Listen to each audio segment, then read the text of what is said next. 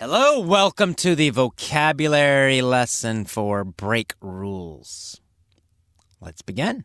First is the word obedience. Obedience.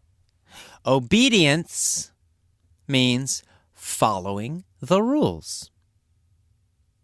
Right? The verb is obey. To obey means to follow rules, to do what you are told to do. So obedience is the noun, it's the action, it's the situation of following rules. So he says, obedience works fine if you work in a factory.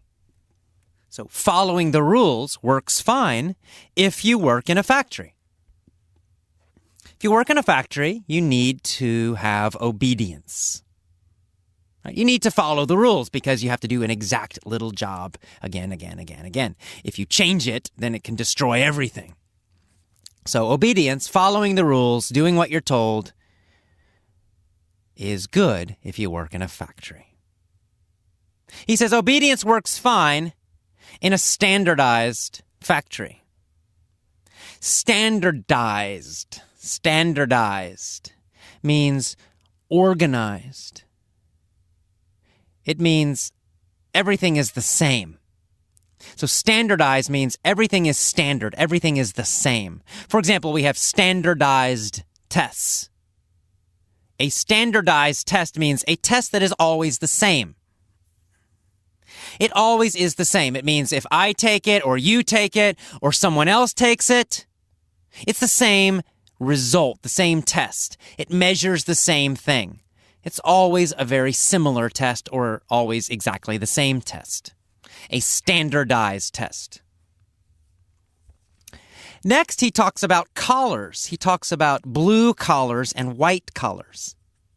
Blue collar and white collar. And this is an idiom in English, and it describes a kind of work. Describes a kind of job. So we have blue-collar jobs and white-collar jobs. A blue-collar job is a factory job. Okay, so blue-collar means factory. And why do we say blue-collar? Well, it's because in the past, a lot of factory workers, they wore blue uniforms. Right, so we say a blue-collar job. It's a factory job. You're using your hands. You're using your body in the job. A blue-collar job. Then we have white-collar jobs. White-collar jobs are office jobs. They're intellectual jobs, mental jobs. You're using your head mostly, your mind. And again, of course, it's because, most business people who work in an office, they have white shirts, right? They wear white shirts. The collar, the part around the neck, is white.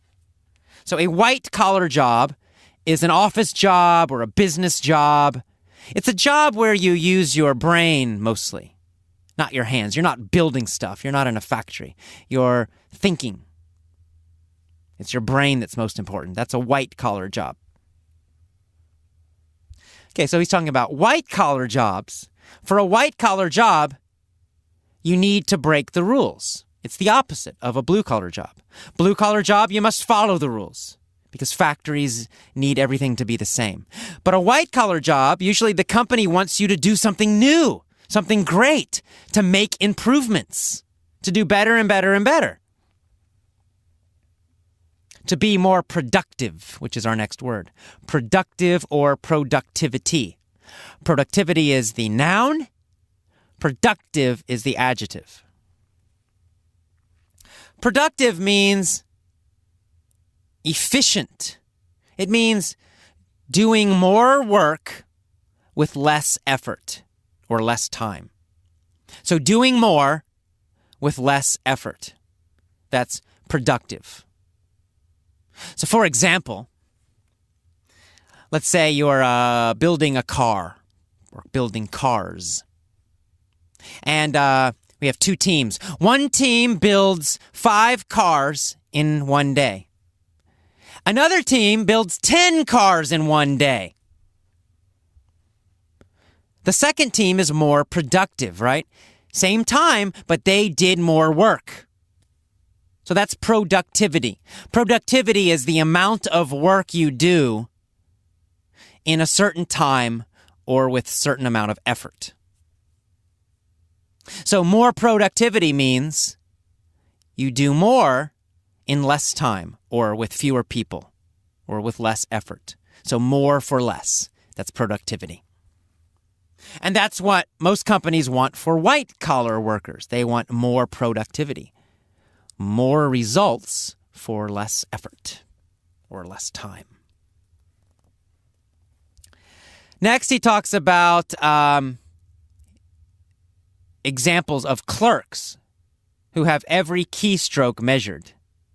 What he's saying is that in some white-collar jobs, in some offices, it's like a factory, right? They measure every keystroke. It means you're typing on your computer, and the computer has keys, right? Keystroke means every time you hit a key on your computer. So he's exaggerating, but he's saying that some jobs, even office jobs, it's like a factory. The company is measuring everything you do. They're watching you all the time. He said that's not really a white-collar job. That's just a factory job where you stay clean. It's just a factory job where you're in an office. But the mentality is still like a factory. They're watching you. They're measuring everything you do. You don't have freedom. You don't have creativity. You're not really using your brain. White-collar jobs require you to use your brain, require you to be creative, require you to make decisions. So he's saying these jobs, they're just factory jobs in an office, and you can get carpal tunnel syndrome at that job. Carpal tunnel is a problem with your wrist, right, in your hand. It means you get pain, a lot of pain in your wrist and your hand because you're typing too much on a computer. So people who just type on the computer a lot, sometimes they have this problem where they get terrible pain in their hands because they never rest. They're just typing all day, every day. So that pain is called carpal tunnel syndrome or just carpal tunnel. It's that pain, it's that problem that people get from typing too much. Our next word is petrified. Petrified. He said, most workers are petrified to break the rules.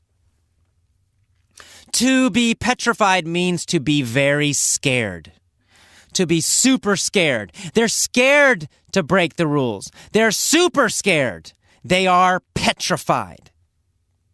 So to be petrified means to be very, very scared. To be very, very, very afraid. To be petrified. Petrified. Very afraid, very scared. Petrified. He said most workers are afraid to blow it. They're afraid to blow it. To blow it means to fail or to make a big mistake. So if we're talking about the past, you say, man, I blew it. I really blew it. It means I really made a mistake. I made a big mistake. I made a big mistake. I blew it. So to blow it, that phrase, the whole phrase means to make a mistake. And really to make a big mistake. So he says most workers are afraid to blow it. They're afraid to make a big mistake. Most people, in general, are afraid to blow it. They're afraid to make mistakes. So they're careful. So they follow the rules because they're afraid, because they're petrified. He said most workers want to be given instructions. They don't want to invent instructions. And of course, invent means to create something new. So to invent means to create something new, to make something that's totally new. So if you invent instructions, you make new instructions. So he says that's what you need to do. Don't follow the old rules, make new rules. Invent new ways of doing things. Invent, create something new, to invent. So again, to invent is to create something new, to invent. Next we have the word myth. Myth. He said, we workers, We invented the myth. We created the myth that doing what your boss says is the best way to keep your job. A myth is a story that's not true. That's one meaning. It actually has several meanings. It has other meanings also. But in this situation, it means an untrue story.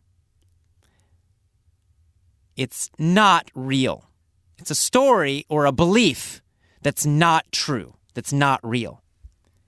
So he says, we believe that we should follow the rules. We should follow our boss to keep our job. We believe that that's the best way to keep a job. But it's a myth.